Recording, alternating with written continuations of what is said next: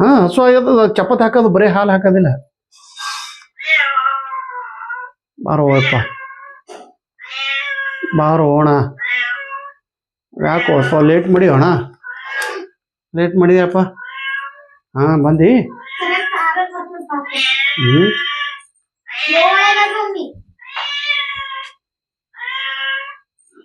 ಬರ್ರಿ ಆತ ಹಾಕಮ್ಮ, ಅದು ಹೊರಗೆ ಹೋಗ್ಬರಕ್ಕ. ಹಾಕೋದು ಅದಕ್ಕೆ ಹಾಕಿ ಬಾಗಲ್ ಮುಚ್ಚಿ ಪಡೆದೇಶ್. ಹೋಗಮ್ಮ, ತ್ರಾಸ ಅದ. ಬಾಗಲ್ ಮುಚ್ಚು. ಕರುನಾಡಿಗೆ ನಮಸ್ಕಾರ. ಕೆಸೆಟ್ ಹಾ ಇರ್ಲಿ.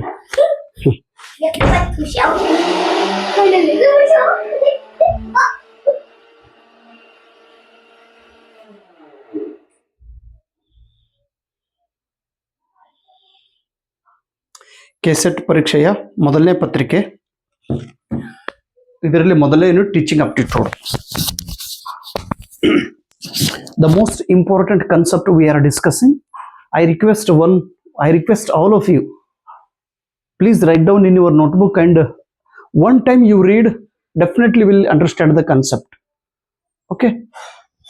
Now 47th question, quality question. ವಿದ್ಯಾರ್ಥಿಗಳಿಗೆ ನಾವು ಕ್ವಾಲಿಟಿ ಕ್ವಶನ್ ಅನ್ನು ಕೇಳಿದ್ರೆ ಅಥವಾ ವಿದ್ಯಾರ್ಥಿಯು ಶಿಕ್ಷಕರಿಗೆ ಕ್ವಾಲಿಟಿ ಪ್ರಶ್ನೆ ಕೇಳಿದರೆ that promotes deep learning. Standard ಪ್ರಶ್ನೆಗಳನ್ನು ಕೇಳಿದಾಗ ಆ ಪ್ರಶ್ನೆಯು ಇಟ್ ಹೆಲ್ಪ್ಸ್ ಡೀಪ್ ಲರ್ನಿಂಗ್, ಆಳವಾಗಿ ಅಧ್ಯಯನ ಮಾಡಲು ಸಹಕಾರಿಯಾಗುತ್ತದೆ. ನಾವು ಅಡಲ್ಟ್ ಲರ್ನರ್ ನ ವೈಶಿಷ್ಟ್ಯಗಳು ಯಾವುವು? ಅಡಲ್ಟ್ ಲರ್ನರ್ಗೆ ನಾವು ಏನೆಂದು ಕರೆಯುತ್ತೇವೆ? They search for reasonably stable identity. ಈ ಅಡಲ್ಟ್ ಲರ್ನರ್ ಇವರು ಯಾವಾಗಲೂ stable identity, they search for reasonably stable identity. ಎರಡನೇದು they often question contemporary values. Contemporary ಸಮಕಾಲೀನ ವ್ಯಾಲ್ಯೂಗಳ ಬಗ್ಗೆ ಪ್ರಶ್ನೆಗಳನ್ನು ಕೇಳುತ್ತಿರುತ್ತಾರೆ. ನೆಕ್ಸ್ಟ್ ಇಲ್ಲೊಂದು ಟೀಚಿಂಗ್ ಒಂದು ಮಾಡೆಲ್ ಇದೆ, ಹೊಸ ಮಾಡೆಲ್. ಈ ಮಾಡೆಲ್ ಹೆಸರು ಅಡ್ವಾನ್ಸ್ ಆರ್ಗನೈಸರ್ ಮಾಡೆಲ್. ದಯವಿಟ್ಟು ನೆನ್ಪಿಡ್ರಿ, advance AOM advance organiser model.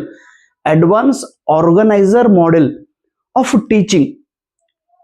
ಬೋಧನೆಯ ಇದು ಒಂದು ನಮೂನೆಯಾಗಿದೆ, ಮಾಡೆಲ್ ಇದೆ.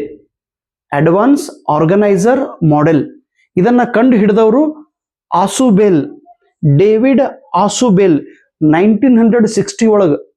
ಈಗ ಇದ್ರ ಉಪಯೋಗ ನಾವು ಮಾಡ್ತಾ ಇದೀವಿ ನೋಡ್ರಿ. 1960 ಅವ್ರು ಕಂಡು ಹಿಡಿದಾರೆ. ಈಗ 2024 ಮುಗಿದ್ಲಿಕ್ಕೆ ಬಂತು ಅಂದ್ರೆ ಈ ಕಡೆ 40, ಈ ಕಡೆ 20, 60 ವರ್ಷದ ನಂತರ ಈಗ ನಾವು ಇದ್ರದ್ದು ಯೂಸ್ ಮಾಡ್ತಾ ಇದೀವಿ ನಮ್ಮ ದೇಶದೊಳಗೆ. Advance organiser model. ಇದರಲ್ಲಿ ಒಂದು ಸ್ಟೆಪ್ಸ್ ಅದಾವ್ರಿ. ಮೊದಲನೇ ಸ್ಟೆಪ್, ಎರಡನೇ ಸ್ಟೆಪ್, ಮೂರನೇ ಸ್ಟೆಪ್. ಮೊದಲನೇ ಫೇಜ್ ಯಾವುದು? Presentation of advance organiser. ಎರಡನೇದು presentation of learning task or learning material.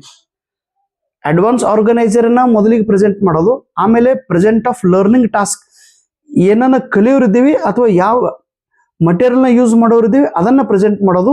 ಮೂರನೇದು ಸ್ಟ್ರೆಂಥನಿಂಗ್ ಕಾಗ್ನಿಟಿವ್ ಆರ್ಗನೈಸೇಷನ್, ಬೌದ್ಧಿಕ ಜ್ಞಾನಾತ್ಮಕ ಶಕ್ತಿಯನ್ನ ಹೆಚ್ಚಿಸೋದೈತಿ.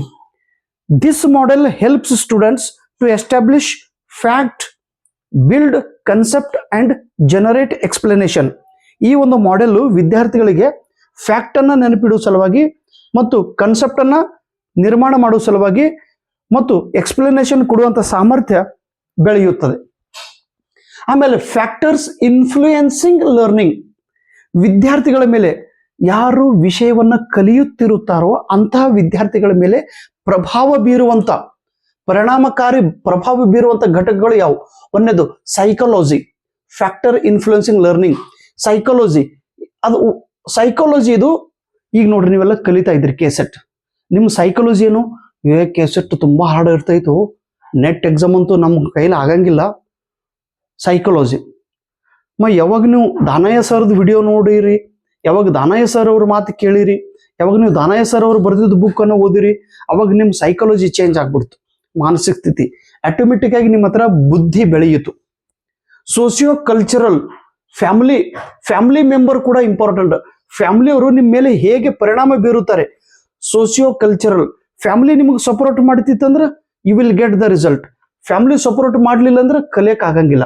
ಆಮೇಲೆ ಇನ್ಸ್ಟಿಟ್ಯೂಷನ್ಸ್, ಸಂಸ್ಥೆ, ನಾವು ಯಾವ ಶಿಕ್ಷಣ ಸಂಸ್ಥೆಯಲ್ಲಿ ಕಲಿತಿರ್ತೇವೋ ಆ ಸಂಸ್ಥೆಯು ಅದು ಫ್ಯಾಕಲ್ಟಿ ರಿಲೇಶನ್ಶಿಪ್, ಅಲ್ಲಿಯ ಪ್ರೊಫೆಸರು, ಅಲ್ಲಿಯ ಪ್ರಿನ್ಸಿಪಲ್, ಅಲ್ಲಿಯ ಸಬ್ಜೆಕ್ಟ್ ಟೀಚರ್ಸ್ ಒಳ್ಳೆಯದಾಗಿರ್ಬೇಕು, ನಾಲೆಜಬಲ್ ಇರಬೇಕು, ಅವ್ರು ಸಪೋರ್ಟ್ ಮಾಡ್ತಾ ಇರಬೇಕು. ಹಾಗಿದ್ರೆ ವಿದ್ಯಾರ್ಥಿಯು ಹೆಚ್ಚಿನ ಪ್ರಮಾಣದಲ್ಲಿ ಕಲಿಯುತ್ತಾರೆ. ಇನ್ಸ್ಟಿಟ್ಯೂಷನ್ ಸರಿ ಇರಲಿಲ್ಲ, ಬೋಗಸ್ ಇನ್ಸ್ಟಿಟ್ಯೂಷನ್ ಇದ್ದು ಕ್ಲಾಸ್ ನಡೀತಿರ್ಲಿಲ್ಲ, ಲ್ಯಾಬೊರೇಟರಿ ಇರಲಿಲ್ಲ, ಲೈಬ್ರರಿ ವ್ಯವಸ್ಥೆ ಇರಲಿಲ್ಲ, ನೀರಿನ ವ್ಯವಸ್ಥೆ ಇರಲಿಲ್ಲ, ಶಿಕ್ಷಕರೆಲ್ಲ ಮಾಲ್ ಹಾಕಿ ಬರೋರು ಇದ್ರಂದ್ರೆ ಟೀಚಿಂಗ್ ಆಗಂಗಿಲ್ಲ, ಲರ್ನಿಂಗ್ ಆಗೋದಿಲ್ಲ. ಟೀಚಿಂಗ್, ಲರ್ನಿಂಗ್ ಇದು ಕೂಡ ಲರ್ನಿಂಗ್ ಮೇಲೆ ಪರಿಣಾಮ ಬೀರುತ್ತದೆ. ಮೆಥಡ್ಸ್ ಆಫ್ ಟೀಚಿಂಗ್, ನಾನು ಯಾವ ಮೆಥಡ್ಸ್ ಅನ್ನು ಯೂಸ್ ಮಾಡುತ್ತೇನೆ ಅದರ ಮೇಲಿಂದ ನಿಮ್ಮ ಕಲಿಕೆ ಮೇಲೆ ಪರಿಣಾಮ ಬೀರುತ್ತದೆ. ನಾನು ಸ್ಪಷ್ಟವಾಗಿ, ಸಾವಕಾಶವಾಗಿ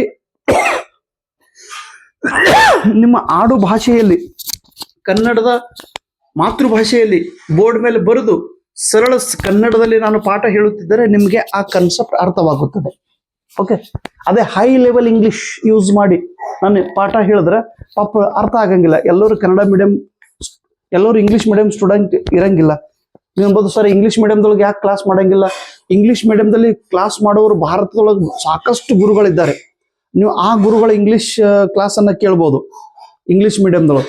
ನಾನು ಕನ್ನಡದೊಳಗೆ ಮಾಡೋ ಉದ್ದೇಶನು ನನಗಿಂತ ಲೋ ಇದ್ದವರು, ನನ್ನ ಮೇಲೆ ನಂಬಿಕೆ ಇದ್ದವ್ರು, ನನಗಿಂತ ಲೋ ಇದ್ದಾರೆ ಅರ್ಥ, ದಯವಿಟ್ಟು ನನ್ನ ಶಬ್ದ ಅರ್ಥ ತಿಳ್ಕೊರಪ್ಪ.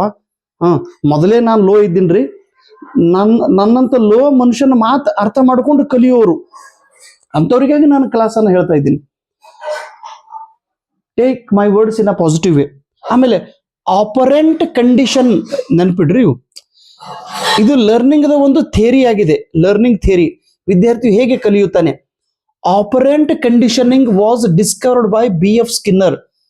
BF ಸ್ಕಿನ್ನರ್ ಇವರು ಆಪರೆಂಟ್ ಕಂಡೀಷನ್ ಈ ಲರ್ನಿಂಗ್ ಥಿಯರಿಯನ್ನ ಕಂಡು ಹಿಡಿದಿದ್ದಾರೆ.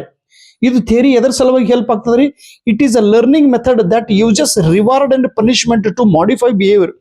ವಿದ್ಯಾರ್ಥಿ ಪಾಠ ಕಲಿತಾ ಶಿಸ್ತು, ನೀವು ನಾ ಹೇಳಿದ್ದೆಲ್ಲ ಲಕ್ಷ್ಯ ಕೊಟ್ರಿ, ನಾನು ಹೇಳಿದ್ದೆಲ್ಲ ನೋಟ್ಬುಕ್ದೊಳಗೆ ಬರೆದು ನಾನು ಹೇಳಿದ್ದೆಲ್ಲ ನೀವು ರಿವಿಷನ್ ಮಾಡಿದ್ರಿ ಅಂದ್ರೆ ಯು ವಿಲ್ ಗೆಟ್ ಬಹುಮಾನ, ನಿಮಗೆ ಬಹುಮಾನ ಕೊಡ್ತೀನಿ, ತಗೋ ತಮ್ಮ ಗಿಫ್ಟ್ ಅಂತ ಹೇಳಿ. ನಾನು ಹೇಳಿದ್ದು ನೀವು ಸರಿಯಾಗಿ ಕೇಳಿಲ್ಲ, ನಾನು ಹೇಳಿದ್ದು ನೋಟ್ಬುಕ್ದೊಳಗೆ ಸರಿಯಾಗಿ ಬರೀಲಿಲ್ಲ, ನಾನು ಹೇಳಿದ್ದು ನೀವು ಸರಿಯಾಗಿ ರಿವಿಷನ್ ಮಾಡಲಿಲ್ಲ ಅಂದ್ರೆ ಬೆನ್ನಾಗಿ ಬಂದು ಬಿಡ್ತೀನಿ ದನ್ನಂಗೆ. ನಾವು ವಿದ್ಯಾರ್ಥಿಗೆ ಹೊಡೆದೀವಿ ಅಂದ್ರೆ ಅಭ್ಯಾಸ ಮಾಡ್ತಾನೆ ರೀ, ವಿದ್ಯಾರ್ಥಿಗಳು ಬಹುಮಾನ ಕೊಟ್ಟಿವಿ ಅಂದ್ರೆ ಅಭ್ಯಾಸ ಮಾಡುತ್ತಾನೆ. Reward and punishment. ಆಮೇಲೆ ಕ್ಲಾಸಿಕಲ್ ಕಂಡೀಷನಿಂಗ್, ಈ ಲರ್ನಿಂಗ್ ಥಿಯರಿ ಹೇಳಿದವ್ರು ಯಾರು? Ivan Pavlov. ಇವ್ರು ಏನ್ ಹೇಳ್ತಾರ್ರಿ? It is also learning theory. It is known as respondent conditioning. It involves associating two stimuli, create new response. Now response, now stimuli ಮತ್ತು response, ಒಬ್ರು ಹೇಳೋದು, ಒಬ್ರು ಪ್ರತಿಕ್ರಿಯೆ ನೀಡೋದು. ಸ್ಟಿಮ್ಯುಲಿ ಮತ್ತು ರೆಸ್ಪಾನ್ಸ್ ಒಂದು ಘಟಕ ಈ ಕ್ಲಾಸಿಕಲ್ ಕಂಡೀಷನ್ದಲ್ಲಿ ನಡೆಯುತ್ತದೆ. Thank you so much.